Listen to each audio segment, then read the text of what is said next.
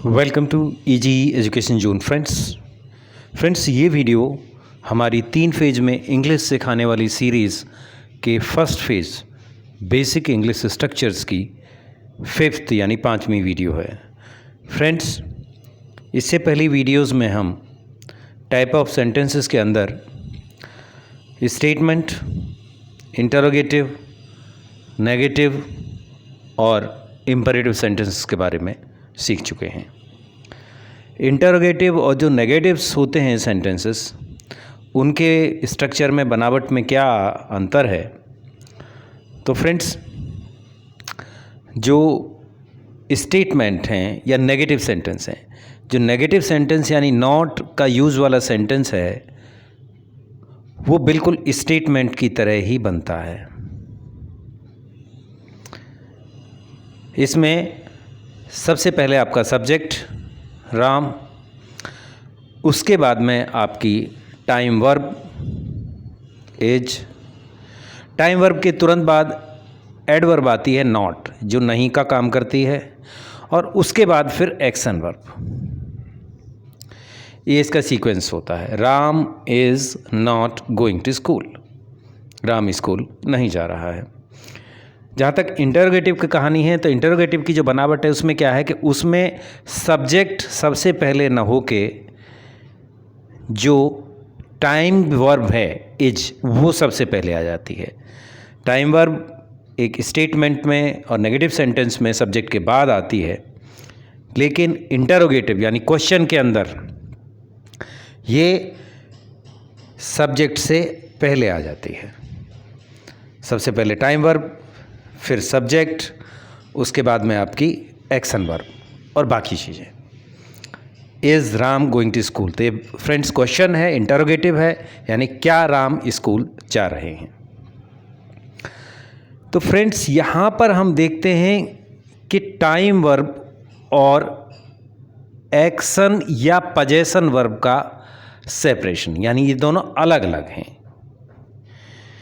मेरा मतलब कहने का है कि यहाँ पे टाइम वर्ब इज़ अलग है और एक्शन वर्ब गोइंग अलग है। यहाँ पर भी टाइम वर्ब इज़ अलग है और एक्शन वर्ब गोइंग अलग है। यानी यहाँ पर 2 वर्ब यूज़ हो रही हैं, जिसमें टाइम वर्ब अलग है और एक्शन वर्ब अलग है। अगर इस सेंटेंस के अंदर पजेशन वर्ब होती तो वो भी अलग होती।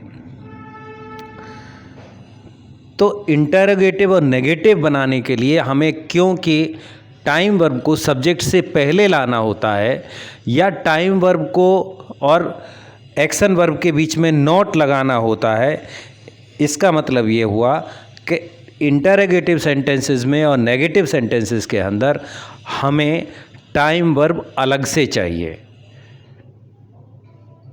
अकेली वर्ब टाइम का और एक्शन या पजेशन का काम नहीं कर सकती। इसका एक दूसरा मतलब भी है फ्रेंड्स, कि नेगेटिव और इंटरोगेटिव जो भी सेंटेंस मिलेंगे आपको, क्योंकि उसमें टाइम वर्ब अलग से होगी, पहले आ जाएगी, उसके बाद या तो एक्शन वर्ब आएगी या पजेशन वर्ब आएगी। इसका मतलब ये हो गया, नेगेटिव और इंटरोगेटिव सेंटेंसेस के अंदर जो एक्शन वर्ब होती हैं और पजेशन वर्ब होती हैं, वो हमेशा नॉन फाइनाइट होती हैं फ्रेंड्स, यानी वो टाइम नहीं बता सकती। तभी उनसे पहले टाइम बताने के लिए एक टाइम वर्ब यूज़ होती है। ये ध्यान रखिए, कोई भी नेगेटिव सेंटेंस हो, नेवर को छोड़ के, नेवर को यूज़ नहीं करेंगे हम, नॉट जहाँ भी यूज़ हो रहा है वहाँ, और कोई भी इंटरोगेटिव यानी क्वेश्चन हो, उसमें क्योंकि टाइम वर्ब पहले अलग से आ रही है, इसका मतलब जो भी उसके बाद एक्शन वर्ब आती है, पजेशन वर्ब आती है, वो हमेशा नॉन फाइनाइट होती है। अब यहाँ पे फ्रेंड्स एक समस्या खड़ी होती है कि हमने 4 स्ट्रक्चर्स पढ़े थे। हमने स्टेज ऑफ एक्शन के लिए 4 स्टेजेस ऑफ एक्शन पढ़ी थी, उनको एक्सप्रेस करने के लिए 4 वर्ब फॉर्म्स पढ़ी थी, यानी 4 स्ट्रक्चर्स पढ़े थे, यानी प्रेजेंट फॉर्म, पास्ट फॉर्म, उसके बाद आपका आईएनजी फॉर्म और थर्ड फॉर्म। तो जो हमने अभी इंटरोगेटिव और नेगेटिव बनाए हैं, वो हमने बनाए हैं आईएनजी फॉर्म वाले। आप यहाँ खुद देख लीजिएगा, इसमें आईएनजी फॉर्म यूज़ हुई है। Is Ram going to school, Ram is not going to school.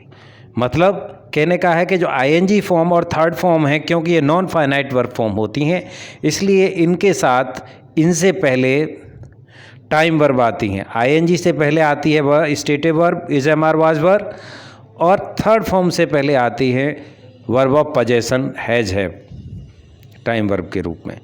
तो यहाँ पर हमें टाइम वर्ब अलग मिल गई और एक्शन वर्ब और पोजेशन वर्ब अलग मिल गई, तो हमारे इंटरोगेटिव और नेगेटिव बनाने में कोई कष्ट नहीं है। लेकिन प्रेजेंट फॉर्म और पास्ट फॉर्म के जो स्टेटमेंट होते हैं उनमें केवल एक ही वर्ब होती है, वही दोनों का काम करती है, टाइम का भी और एक्शन का भी। तो जैसे कि देखिए यहाँ पर है, राम गोज़ टू स्कूल, एक ही वर्ब है। Ram went to school, past form आई, यहाँ भी एक वर्ब है। अब जब हमारे पास एक ही वर्ब है, टाइम वर्ब अलग है ही नहीं, तो फिर हम इनका कैसे नेगेटिव बनाएं, कैसे इंटरोगेटिव बनाएं, कैसे टाइम वर्ब को सब्जेक्ट से बाहर निकाल के लाएं, और किस तरह से टाइम वर्ब और एक्शन वर्ब के बीच में नोट लगाएं। तो फ्रेंड्स, इस तरह के सेंटेंस, ये दोनों कैटेगरी के, यानी स्ट्रक्चर 1 और स्ट्रक्चर 2, यानी प्रेजेंट फॉर्म और पास्ट फॉर्म से बनने वाले सेंटेंसेस का जो नेगेटिव और इंटरोगेटिव करके बनाते हैं, हमें क्या करते हैं, टाइम वर्ब हम खुद सप्लाई कर देते हैं। प्रेजेंट के लिए डू और डज, और पास्ट के लिए हम सप्लाई करते हैं डिड। प्रेजेंट फॉर्म और पास्ट फॉर्म यानी फर्स्ट और सेकंड स्ट्रक्चर्स के लिए टाइम वर्ब नेगेटिव और इंटरोगेटिव बनाते समय हम अपने पास्ट से लगाते हैं। प्रेजेंट फॉर्म के लिए डू और डज लगता है और पास्ट के लिए डिड, जैसे बताया। अब देखिए, राम गोज़ टू स्कूल का हम पहले इंटरोगेटिव बनाते हैं। सॉरी, यहाँ फुल स्टॉप है, फुल स्टॉप नहीं होना चाहिए इन दोनों में क्वेश्चन मार्क होना चाहिए कि इन दोनों क्वेश्चंस हैं। तो अब हमने क्या है, राम है, सिंगुलर है तो इसमें डज काम करेगी, तो डज अपनी तरफ से लगाई, क्योंकि सब्जेक्ट टाइम वर्ब को पहले आना होगा सब्जेक्ट से, तो हमने यहाँ लगा दिया, डज पहले लगा दिया, फिर राम आया। Does Ram go to school. इसी तरह से अगर राम कब स्कूल जाता है तो उसके लिए कब की इंग्लिश हम डज से भी पहले लगाएंगे। आप जानते हैं इंटरोगेटिव्स कैसे बनते हैं, सेकंड कैटेगरी इंटरोगेटिव है, तो डज से भी पहले हम कब की इंग्लिश यहाँ लगाएंगे, when does Ram go to school. और अगर हमें नेगेटिव बनाना हो तो फिर इसका जो स्ट्रक्चर है, इसकी बनावट है, वो स्टेटमेंट जैसी होती है, यानी सब्जेक्ट सबसे पहले आता है, उसके बाद आपकी टाइम वर्ब आएगी, और टाइम वर्ब और एक्शन वर्ब के बीच में आपका नोट आ जाता है, ये रहा। तो यहाँ पर हमने जो प्रेजेंट फॉर्म की वर्ब है, जो प्रेजेंट फॉर्म है, वह प्रेजेंट फॉर्म वर्ब के सेंटेंस हैं, यानी फर्स्ट स्ट्रक्चर, उसके हमने 2 इंटरोगेटिव्स यानी क्वेश्चंस और 1 नेगेटिव नोट वाला सेंटेंस बना दिया। अपने पास से हमने डज लगाई पहले 2 सेंटेंसेस में, तीनों में, सॉरी, डज लगा दी अपने पास से टाइम वर्ब। अब यहाँ पर एक चीज़ जानने की ज़रूरत है, ज़्यादा डिटेल में मैं नहीं जाऊँगा, लेकिन आपकी जो बाद में एक्शन वर्ब आ रही है फ्रेंड्स, गो और गो, ये प्रेजेंट फॉर्म नहीं है। प्रेजेंट फॉर्म बोलने का मतलब है कि टाइम इसके साथ जुड़ा हुआ है, नहीं, ये प्रेजेंट फॉर्म नहीं है। ये देखने में प्रेजेंट फॉर्म जैसी लगती है, जिसको आगे के वीडियोस में हम क्लियर करेंगे इंटरमीडिएट स्ट्रक्चर्स या एडवांस्ड स्ट्रक्चर्स के अंदर। आप केवल ये जान लो, क्योंकि एक सेंटेंस यानी एक क्लॉज के अंदर केवल एक ही टाइम वर्ब आ सकती है, इसलिए उसके बाद आने वाली वर्ब, चाहे तो वो एक्शन वर्ब हो, चाहे वो पोजेशन वर्ब हो, यहाँ पर एक्शन वर्ब हैं तीनों, चाहे पोजेशन वर्ब हो, वो फाइनाइट वर्ब नहीं होती है, नॉन फाइनाइट वर्ब होती है। तो यहाँ पर गो नॉन फाइनाइट वर्ब है, यानी टाइम नहीं बताती। दिखने में ये प्रेजेंट फॉर्म जैसी लग रही है, फर्स्ट फॉर्म जैसी लग रही है, लेकिन असलियत में ये फर्स्ट फॉर्म नहीं है, ये बेरे इन्फिनेटिव है, जिसे हम आगे आपको बताएंगे। ये मैं पहले भी इस वीडियो में क्लियर कर चुका हूँ कि इंटरोगेटिव और नेगेटिव सेंटेंसेस के अंदर जो एक्शन की वर्ब होती हैं, जो पोजीशन की वर्ब होती हैं, वो हमेशा नॉन फाइनाइट होती हैं, क्योंकि इन सेंटेंसेस में हमें टाइम वर्ब को अलग रखना पड़ता है। टाइम वर्ब पहले आ गई तो दूसरी टाइम वर्ब सेंटेंस में आ नहीं सकती।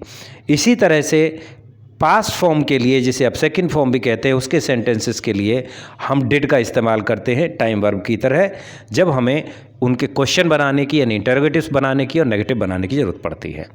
जैसे राम वेंट टू स्कूल, यहाँ पर ये पास्ट फॉर्म है यानी सेकंड फॉर्म है, तो अकेली वर्ब है।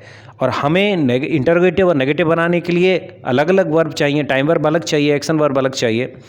तो आप देखिए अब यहाँ पर ये आ रहा है आपका, तो हमने डिड लगा दिया पास्ट के लिए, तो ये डिड, क्योंकि question first category yes no है तो इसमें सबसे पहले टाइम वर्ब आएगी, उसके बाद आपका सब्जेक्ट आ गया राम, और फिर आपका एक्शन वर्ब आ गया go. Did Ram go to school, क्या राम स्कूल गया? सॉरी, यहाँ पर भी ये क्वेश्चन मार्क है, गलती से फुल स्टॉप लगा हुआ है। उसके बाद में राम स्कूल कब गया, तो उसमें फिर हम कब की इंग्लिश डिड से भी पहले यूज़ करते हैं। When did Ram go to school. Negative बनाना है तो वही स्ट्रक्चर फॉलो होगा जो स्टेटमेंट वाला है। सबसे पहले आपका सब्जेक्ट राम, उसके बाद में फिर आपकी टाइम वर्ब डिड, और उसके तुरंत बाद आपका नॉट, और उसके बाद आपकी एक्शन वर्ब गो। तो फ्रेंड्स, मैं आपसे फिर ये कहना चाहता हूँ, क्योंकि टाइम वर्ब पहले ही आ चुकी है डिड के रूप में तीनों सेंटेंसेस के अंदर, इसलिए जो ये गो है ये आपकी प्रेजेंट फॉर्म नहीं है, ना ये पास्ट फॉर्म तो है ही नहीं, प्रेजेंट फॉर्म भी नहीं है, ये आपकी नॉन फाइनाइट वर्ब फॉर्म है, बेयर इन्फिनेटिव, जिसे कि हम आपको आगे बताएंगे, लेकिन दिखने में ये बिल्कुल लगती है जैसे कि ये प्रेजेंट फॉर्म हो।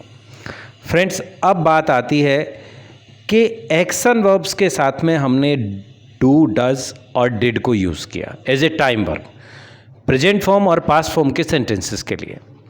ये एक्शन वर्ब के साथ में यूज़ नहीं होती, ये अगर पोजेशन वर्ब आ रही है तो उसके साथ में भी इस तरह से ही यूज़ होती हैं, जैसे कि हम आपको आगे दिखा सकते हैं। जैसे दे हैव अ कार, ये प्रेजेंट फॉर्म ऑफ वर्ब का सेंटेंस है, ठीक है, ये प्रेजेंट फॉर्म ऑफ वर्ब का सेंटेंस है, दे हैव अ कार। अब हमें इसको नेगेटिव बनाना है तो हमें क्या चाहिए, टाइम वर्ब अलग चाहिए, तो फिर से हम इसमें डू और डज का यूज़ करेंगे। तो हमने डू लगाई है क्योंकि दे प्लूरल है, तो सब्जेक्ट और सब्जेक्ट के बाद में फिर आपकी टाइम वर्ब डू, और उसके बाद में फिर आपका नॉट, और फिर वर्ब ऑफ पोजेशन हैव। तो जैसे एक्शन वर्ब के साथ में डू और डज और डिड यूज़ हो रहे थे, ऐसे यहाँ पोजेशन वर्ब के साथ में डू और डज और डिड यूज़ होते हैं। दे हैव ए कार, उनके पास एक कार है, ये प्रेजेंट फॉर्म है। मैंने प्रेजेंट फॉर्म में आपको बताया था कि जो चीज़ हमेशा हमारे साथ होती है हम अक्सर करते हैं, तो यहाँ पर भी ये पोजेशन, अगर हम बोलेंगे उसके पास कार है तो इसका मतलब हमने कई दिन देखा है, मतलब वो रोज़ रहती है उनके पास। तो they do not have a car, they have a car, उनके पास एक कार है, they do not have a car, उनके पास कार नहीं है। अगर हम इंटरोगेटिव बनाना है वही फर्स्ट कैटेगरी यस और नो का, तो फिर से हम वही काम करेंगे कि जो टाइम वर्ब है उसे सबसे पहले ले आएंगे। तो यहाँ पर टाइम वर्ब हम डू यूज़ कर रहे हैं क्योंकि प्रेजेंट फॉर्म थी वर्ब की, दे हैव ए कार, तो यहाँ टाइम वर्ब डू आ गई, उसके बाद में आपका सब्जेक्ट आ गया, और फिर आपकी एक्शन वर्ब आ गई है, सॉरी ये पोजेशन वर्ब, और फिर बाकी चीज़ें। डू दे हैव कार, ये तो फर्स्ट कैटेगरी यस और नो क्वेश्चन है, तो क्या उनके पास कार है। इसी तरह से अगर सेकंड कैटेगरी से अगर क्वेश्चन बनाए, यानी वहाँ पर जो क्वेश्चन वर्ड है उसकी इंग्लिश लगानी पड़ेगी, तो डू से पहले लग जाएगी, ठीक है। जैसे कि उनके पास, उनकी कार कहाँ है, कहाँ कह सकते हैं, और उनके पास कार क्यों है, तो क्यों की इंग्लिश हम पहले लगा देंगे, तो इसका सेंटेंस बन जाएगा आपका वाई, और फिर ये पूरा का पूरा सेम सेंटेंस रिपीट होता है। आप भी जानते हैं, केवल टाइम वर्ब से पहले वाई, व्हेन, व्हाट और वेयर लग जाते हैं। तो why do they have a car और क्वेश्चन मार्क। तो फ्रेंड्स, इसी के साथ में मैं इस वीडियो को एंड करता हूँ।